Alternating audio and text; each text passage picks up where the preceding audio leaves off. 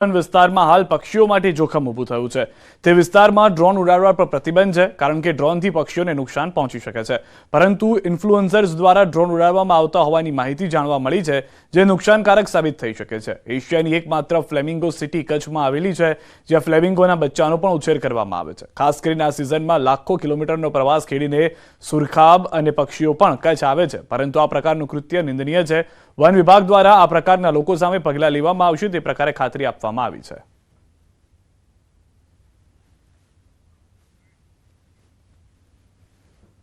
Breeding site ઉપર તો નો પ્રવેશ કોઈનો આપતા જ નથી, એટલે ત્યાં કોઈ ડ્રોન ક્યારેય કોઈ ઉડાડ્યા જ નથી।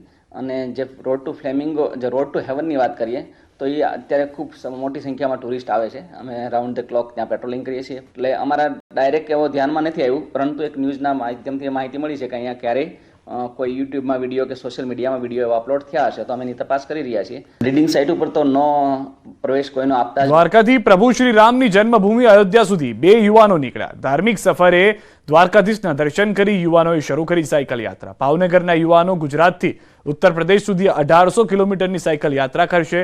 પ્રભુ શ્રી રામના દર્શન માટે બંને યુવાનોમાં જોવા મળ્યો અનેરો ઉત્સાહ। સોમનાથ પહોંચવાનો પણ આગ્રહ રાખવામાં આવ્યો હતો યુવાનો દ્વારા, પરંતુ સૌથી પહેલા અયોધ્યા પહોંચવાનો આ ધ્યેય નક્કી કરવામાં આવ્યો છે। તો ભાવનગરના બંને યુવકો દ્વારકા પહોંચ્યા, દર્શન કર્યા અને હવે સાયકલ પર તેઓ અયોધ્યા જવા માટે રવાના થયા છે।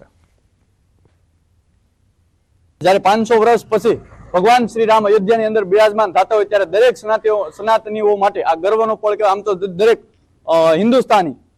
હિન્દુસ્તાનમાં 22 તારીખે ભગવાન રામ જ્યારે અયોધ્યાની અંદર બિરાજમાન થઈ રહ્યા છે। દ્વારકાથી અયોધ્યા રામ મંદિર બાય સાયકલ લઈને જઈ રહ્યા છે। આ યાત્રા અમારી 1 મંથની રહેશે અને ગુજરાતથી અમે ઉત્તર પ્રદેશ જઈ રહ્યા છીએ અને મિનિમમ 25 થી 30 દિવસનો ટાઈમ લાગશે સાયકલ લઈને, અને અમારો ઉદ્દેશ છે કે રામજીના દર્શન કરવા છે।